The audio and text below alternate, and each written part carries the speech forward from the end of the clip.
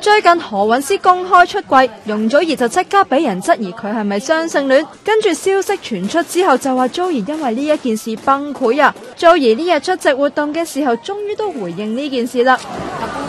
佢去表達咗佢自己嘅取向，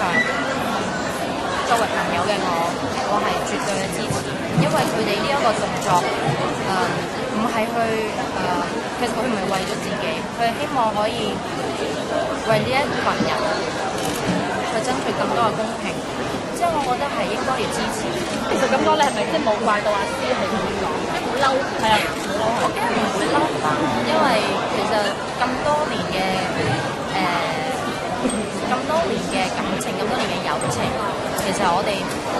兩個人唔可以話用3言2語去道盡我哋嘅感情，但係我知道呢一個應該係永遠嘅朋友咯。就憑容祖兒呢一番說話，相信佢同阿詩嘅感情的而且確好深厚，而且祖兒亦都話佢冇因為呢一件事而情緒崩潰。崩潰呢兩個字對佢嚟講太嚴重啦。一直以嚟吧，我自己喺呢一行裏邊有好多嘅誤解，有好多別人對我嘅誤導。其實我覺得都習慣。而今日我哋所面對嘅問題，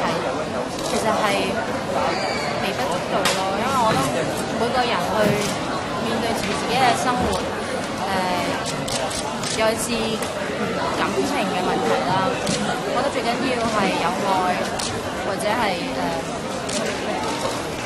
私人嘅感情，兩個人去面對去感受到已經 OK 啦。我只不過係同大家作無謂嘅即係交代啫，咁絕對冇困擾，亦都即係冇喺呢一方面有一個即係因此而覺得好 feel bad。